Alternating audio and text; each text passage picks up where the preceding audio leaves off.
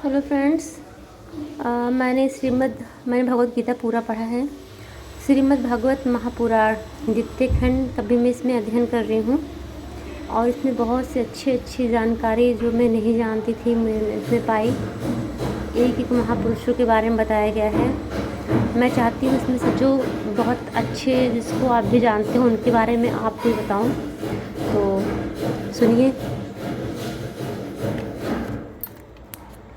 इसमें एक है परशुराम भगवान का वर्णन, बहुत ही अच्छे। उन्होंने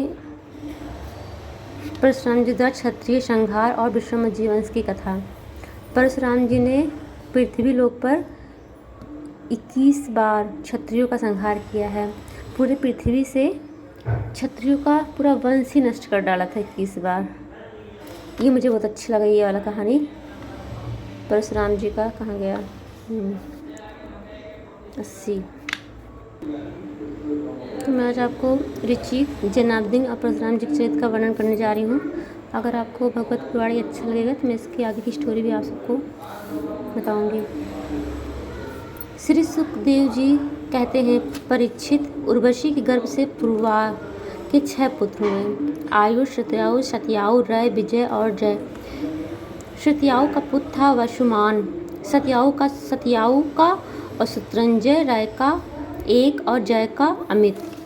ये सब किसके पुत्र थे? सत्यायु के पुत्र थे। विजय का भीम का कांचन का होत्र और होत्र का पुत्र था जहू। ये जहू वही थे जो गंगा जी अपनी अंजलि में लेकर पी गए थे। जहू का पुत्र हुआ पुरु का बालक और बालका का अजक का कुश था। कुश के 4 पुत्र थे, कुशाम्बु, तनय, वसु और कुशनाभ। इनमें से कुशाम्बु का पुत्र गाधी हुआ। परीक्षित गाधी के कन्या का नाम था सत्यवती। यहाँ पे सुखदेव जी, मैं आपको बता दूँ, सुखदेव जी परीक्षित जी को कहानी सुना रहे हैं सबके बारे में। परीक्षित जी पूछ रहे हैं सबके जितने भी पृथ्वी पर जितने भी महापुरुष, जितने भी वंश का जन्म हो उनके बारे में सुखदेव जी परीक्षित जी से बता रहे हैं। तो वही बार परीक्षित जी का नाम आया है। परीक्षित गाधी की कन्या का नाम सत्यवती। ऋचिक ऋषि की गाधी से उनकी कन्या मांगी। गाधी ने समझकर कि ये कन्या योग्यवर नहीं है, ऋचिक से कहा, मुनिवर, हम लोग कुशिक वंश के हैं और हमारी कन्या मिलनी कठिन है, इसलिए आप 1000 ऐसे घोड़े लाकर मुझे शुक्र रूप में दीजिए जिनका सारा शरीर तो श्वेत हो परंतु एक एक कान श्याम वर्ण का हो। जब गधी ने यह बात कही तो ऋचिक मुनि उनका आशा समझ गए और वरुण के पास जाकर वैसे ही घोड़े ले आए तथा उन्हें देकर सुंदरी सत्यवती से विवाह कर लिया। एक बार महर्षि ऋचिक से उनकी पत्नी और सास दोनों ही पुत्र प्राप्ति के लिए प्रार्थना की। महर्षि ऋचिक ने उनकी प्रार्थना स्वीकार करके दोनों के लिए अलग अलग मंत्रों से चरु पकाया और स्नान करने के लिए चले गए। सत्यवती की माँ ने यह समझकर, जो सत्यवती की माँ थी, वो सोची कि जो ऋषि हैं अपनी पत्नी के लिए अच्छा चरु पकाए होंगे। उन्होंने चरु से उन्होंने अपनी बेटी से चरु मांग लिया। सत्यवती अपनी माँ को अपना चरु दे दी और माँ का चरु स्वयं खा गई। जब ऋचिक मुनि को यह बात का पता चला तब उन्होंने अपनी पत्नी सत्यवती से कहा, तुमने बड़ा अनर्थ कर डाला। अब तुम्हारा पुत्र लोगों को दंड देने वाला घोर प्राकृतिक होगा, तुम्हारा भाई होगा एक श्रेष्ठ ब्रह्मवेत्ता। सत्यवती ने ऋचिक मुनि को प्रसन्न किया, प्रार्थना की कि स्वामी अगर ऐसा नहीं होना चाहिए। तब उन्होंने, अच्छी बात है, पुत्र के बदले तुम्हारा पौत्र वैसा घोर प्राकृतिक का होगा। समय पर सत्यवती गर्भ से जमदग्नि का जन्म हुआ। सत्यवती समस्त लोगों को पवित्र करने वाली परम पुण्यमयी कौशिकी नदी बन गई। रेणु ऋषि की कन्या थी रेणुका। जमदग्नि ने उसका पारिग्रहण किया। रेणुका गर्भ से जमदग्नि ऋषि के वसुमान आदि कई पुत्र हुए। उनमें से छोटे परशुराम जी थे। उनका यह सारे संसार में प्रसिद्ध है। कहते हैं कि हाय वंश अंत करने के लिए स्वयं भगवान ही परशुराम रूप में अंश अवतार ग्रहण किया था। उन्होंने इस पृथ्वी को 21 बार क्षत्रहीन कर दिया। यद्यपि क्षत्रियों का उनका थोड़ा सा ही अपराध किया था, फिर भी वे लोग बौड़े, दुष्ट और ब्राह्मणों के अभक्त, रजोगुणी, विशेष करके तमोगुणी हो रहे थे। यही कारण था पृथ्वी पे भार हो गए थे। इसी के फलस्वरूप भगवान परशुराम ने उनका नाश करके पृथ्वी पर भार उतार दिया। राजा परीक्षित पूछा, भगवान अवश्य ही उस समय क्षत्रिय विषय लोलुप हो गए थे, परंतु उन्होंने परशुराम जी ऐसा कौन सा अपराध कर दिया जिसके कारण उन्होंने बार बार क्षत्रियों का वंश का संहार किया। अब यहाँ पे परीक्षित जी पूछ रहे हैं सुखदेव जी से कि मतलब आखिर क्यों परशुराम जी क्यों क्षत्रिय से इतना गुस्सा थे, क्यों उनको मतलब बार बार उनके वंश का संहार कर रहे थे। तब सुखदेव जी कहने बताएं, परीक्षित, उन दिनों हार्य वंश का अधिपति था अर्जुन। ये दूसरा अर्जुन है, पहले का अर्जुन। वह एक श्रेष्ठ क्षत्रिय था। उसने अनेक प्रकार की सेवा शुश्रूषा करके भगवान नारायण की अंशावतार दत्तात्रेय जी को प्रसन्न कर लिया और उनसे 1000 भुजाएं तथा कोई भी शत्रु युद्ध में पराजित न कर सके यह वरदान प्राप्त कर लिया। साथ ही इंद्रियों का अबाध बल, अतुल संपत्ति, तेजस्वी वीरता, कीर्ति, शारीरिक बल भी उसने उनकी कृपा से प्राप्त कर ली थी। वह योगेश्वर हो गया था। उसमें ऐसा स्वर था, स्थिर से स्थूल रूप धारण कर लेता, सभी सिद्धियों से प्राप्त थी। वह संसार में वायु की तरह सब जगह बेरोक टोक विचार करता। एक बार गले में वैजयंती माला पहने सहस्त्रभाव अर्जुन बहुत सी सुंदरी स्त्रियों के साथ नर्मदा नदी जल विहार कर रहा था। उसमें मदोन्मत्त सहस्त्रभाव अपनी बाहों नदी का प्रवाह रोक दिया। दशमुख रावण का शिविर भी वहीं कहीं आसपास में ही था। नदी की धारा उल्टी बहने लगी, जिससे उसका शिविर डूबने लगा।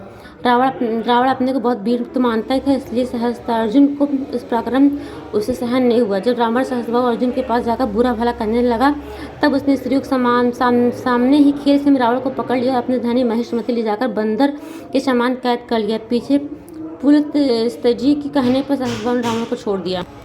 एक दिन सहस्त्रभाव अर्जुन शिकार खेलने के लिए बड़े घोर जंगल में निकल गया था।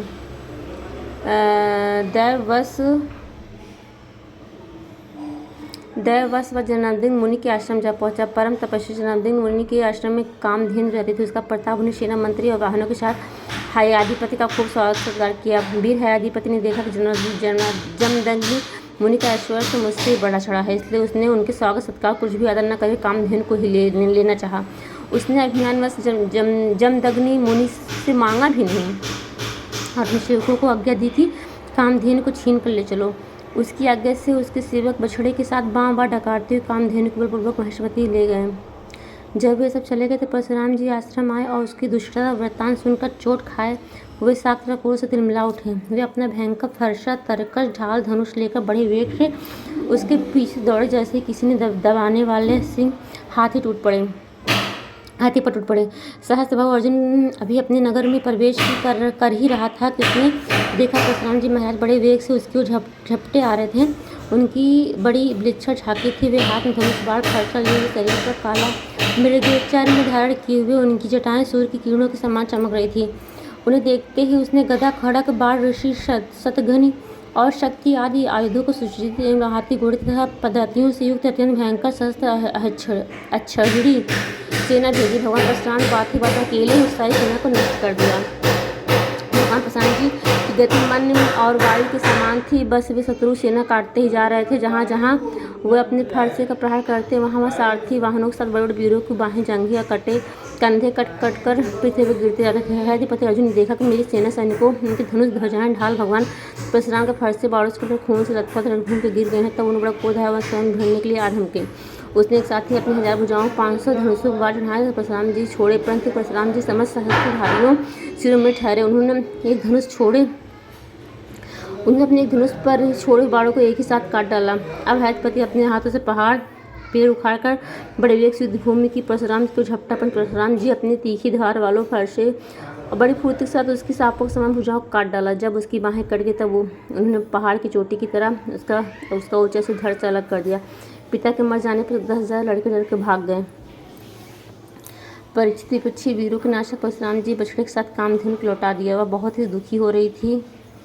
उन्होंने उसे अपने आश्रम पर लाकर पिताजी को सौंप दिया और महेशमती सहस्त्र वायु तो उन्हें जो कुछ भी किया था सब पिताजी से सब भाइयों को कह सुनाया। सब कुछ सुनकर जमदग्नि मुनि ने कहा, हाय हाय परशुराम, तुमने बड़ा पाप किया है। राम राम, तुम बड़े वीर हो, परंतु सर्वदेवमय नरक देव का तुमने व्रत किया। बेटा, हम लोग ब्राह्मण हैं, क्षमा के प्रभाव से हम संसार में पूजनीय हुए हैं। और तो क्या, आज तो सबके दादा ब्रह्मा जी भी क्षमा के बल से ही ब्रह्मपद को प्राप्त हुए हैं। अब वीडियो बहुत बड़ा हो रहा है, इसलिए हम इस में इसकी आगे कहानी पढ़ेंगे, छोटा ही है। ब्राह्मण शोभा क्षमा के द्वारा ही सूर्य की प्रभा समान चमक उठती है। सब शक्तिमान भगवान श्री हरि क्षमतावानों पर ही शीघ्र प्रसन्न होते हैं। बेटा, सार्वभौम राजा का वध ब्राह्मणों की हत्या से बढ़कर है। जब भगवान का स्मरण करते हुए तीर्थों का सेवन करके अपने पाप को धुला लो। अब ये हम कल पढ़ेंगे। राधा कृष्ण।